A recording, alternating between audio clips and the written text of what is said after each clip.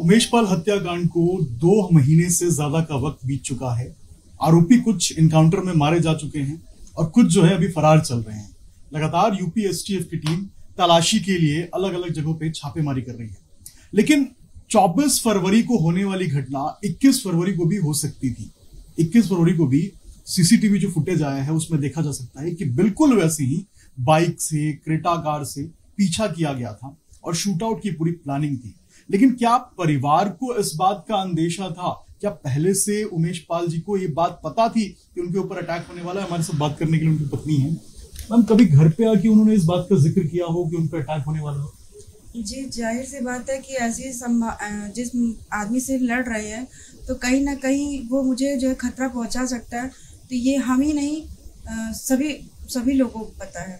और ये वारदात जो 21 तारीख को घटना हुई थी, तो भाई रोड सड़क की है, तो सड़क पे आने जाने वाले बहुत से आते जाते हैं, तो इससे जो है हम लोग को जानकारी तो नहीं मिल पाई, लेकिन ये था, खतरा बना था कि हाँ, हम अतीक अहमद से लड़ रहे हैं, तो आज नहीं कल तो वो कुछ ना कुछ करेगा। लेकिन ये संभावनाएं नहीं थी कि वो कल को इस तरह की वारदात देगा। अभी जो जांच में पता चला मैम कि 10 दिनों से ज्यादा ये जो रेकी है इस पूरे इलाके की कर रहे थे। कभी आप लोगों ने उनके किसी शख्स को देखा हो, किसी आदमी को देखा हो, या कभी आप लोगों को शक हुआ हो कि वो आपके इलाके में या आपके घर के आसपास घूम रहे हैं? ऐसा तो संभव ही था, और लोग आते जाते भी रहे और देखते थे, लेकिन क्योंकि ये सड़क है तो सड़क पे तो लोग बहुत से आते हैं। अब हम उनको तो रोक नहीं सकते कि अपराधी हैं तो हम चले उनको रोक दें, तो वो तो आना जाना उनका लगा था। लेकिन इस चीज़ की संभावनाएं पहले से ही थी, और फिलहाल हम लोगों ने ये सोचा था कि भाजपा सरकार के इस शासनकाल में कोई इस तरह से कांड नहीं कर पाएगा। और जो कि वारदात जिस तरह से हुआ है, तो ये अंदेशा भी बिल्कुल नहीं लगाया जा सकता था कि इस तरह से हो सकता था। बस थोड़ा सा ये हम लोग ने ध्यान नहीं दिया, कैमरे में भी नहीं ध्यान दे पाए कि हाँ, ये उतरे हैं और इस तरह से गुड्डू मुस्लिम दुकान में घुसा है। और क्योंकि ये होते तो शायद इस चीज़ को देखते, ध्यान से देखते। अब हम लोग को यानी हम तो अतीक अहमद को पहचान रहे हैं, उनके साथ के गुर्गों को तो नहीं पहचान रहे कि हाँ, वो कौन कौन से हैं। भाई आज जो पकड़े गए हैं या फिर जो ख़त्म हो गए हैं, तो हम उनके बारे में जानते हैं, और उससे कितने लोग जुड़े हुए थे उनके बारे में तो हम नहीं जानते। अच्छा, ये अतीक अहमद ने इस पूरे शूट आउट से, उमेश पाल जी को मारने से, अपने बेटे को लॉन्च किया था। असद जो उसका बेटा था उसको लॉन्च किया था। तो क्या कभी असद का कोई ऐसा धमकी भरा फोन आया हो, या कभी आपसे जिक्र किया हो उमेश पाल जी ने कि किसी ने उनके गैंग से या गुर्गा ने किसी ने उनको रोड पे रोकने की कोशिश किया, धमकाने की कोशिश की?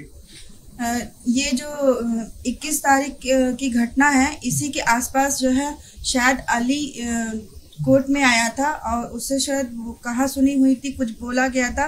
तो लेकिन वो लड़का था, तो लड़के के नाते उन्होंने कुछ नहीं किया।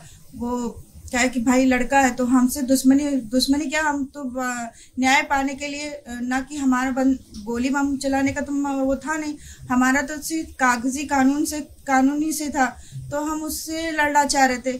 और ये चीज़ जो है हमने सोचा भी नहीं था कि वो अपने लड़के को लॉन्च करके इस तरह की वारदात को अंजाम देगा। तो अगर इस चीज़ की जानकारी होती कि हाँ, हम नहीं, वो आज जेल में है, वो अपने गुर्गों को भेजता या खुद अपने स्टंट करता, लेकिन लड़के के भेज करके इसने जो वारदात करवाई है, ये तो हम लोग को जानकारी से पहले थी।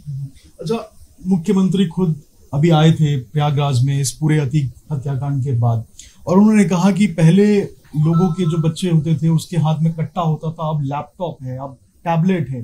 क्या लगता है आपको, अतीक के पूरे खात्मे के बाद प्रयागराज में कुछ बदला है? आप लोग को शांति मिली है? नहीं, अतीक अहमद के खात्मे के बाद से ऐसा तो है, हर बच्चों के हाथों में मोबाइल और जाहिर सी बात है लैपटॉप चल रहे हैं। बच्चे शिक्षित होना चाहते हैं, ना कि आतंक का रूप लेना चाहते। ये चीज़ें बच्चों के माइंड में माँ बाप डालते हैं, लेकिन हम जब अपने बच्चों को अच्छी शिक्षा देंगे कि वो कायदे से पढ़ सके और आगे जो है वो भविष्य उनका उज्जवल हो, तो इस तरह की शिक्षा को तो हम नहीं जाहिर। और बाबा जी की सरकार में तो फिलहाल ऐसा है कि वो जो चीज़ भी उन्होंने जो किया है या बयां किया है, उस बात को वो सच, जाहिर सी बात है, सब सामने है, कोई चीज़ छुपी नहीं है। बच्चे आज भी शिक्षित हो रहे हैं, बच्चे आगे भी बढ़ रहे हैं और तरक्की आगे हो रही है इस तरह से। अभी भी शाइस्ता, जो इस पूरे जो हत्याकांड की मास्टरमाइंड बताई जा रही है, लेडी डॉन, वो फरार है। इसके साथ साथ गुड्डू मुस्लिम फरार है, और भी एक दो लोग हैं वो फरार हैं इस पूरे मामले में। आपको लगता है कि अभी आप सुरक्षित हैं, आपको जो है पूरी सुरक्षा मिल रही है, आपको कोई परेशानी नहीं है? इस चीज का भय तो है। शाइस्ता, गुड्डू मुस्लिम और साबिर और अरबाज ये सब बाहर हैं, बाकी इनके अन्य गुर्गे भी हैं, इनसे कहीं ना कहीं खतरा है। लेकिन हम खतरे को कब तक रोक सकते, कब तक घर में बैठ सकते? हम भी ऐसा तो है नहीं कि हम उनकी तरह बहुत पैसे वाले हैं या फिर हमको आ जाएगा कहीं से, हम घर बैठे तो कुछ नहीं हो सकता। अब वो बाहर जरूर हैं, उनको तरह तरह की सुविधाएं, उनको तब पर भी जेल में देखिए, आज भी आप लोग के द्वारा हमको पता चल रही है कि हाँ, उससे जेल में मिलने आते थे, उसको पैसे की सुविधा, हर चीज़ की सुविधा होती थी। और आज हमारे पास है कि कोई ऐसा कोई चीज़ें नहीं है कि हम जब हम कुछ करेंगे, यानी कहते हैं ना कि रोजाना गड्ढा खोदेंगे तो पानी पिएंगे, वही वाला हाल हम लोग के साथ है। हमारे घर का जो मुखिया था वही खत्म हो गया। अब हमारे बच्चे छोटे छोटे हैं, उनके लालन पोषण के लिए कुछ ना कुछ तो करना ही पड़ेगा। अब आगे तो निकलना ही पड़ेगा, डर के हम कब तक बैठ सकते हैं।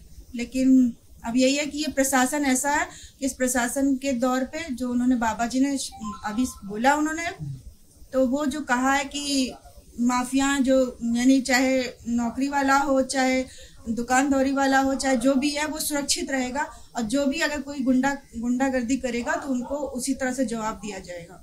अब आपको सरकार पे, प्रशासन पे, यहाँ की पुलिस पे विश्वास है? जी बिल्कुल भरोसा है। प्रशासन शासन दोनों ही एकजुट होकर के कार्य कर रही है, इस कार्य को अंजाम भी दे रही है। कार्य में कोई संदेह भी नहीं है, आपके सामने सब कुछ है।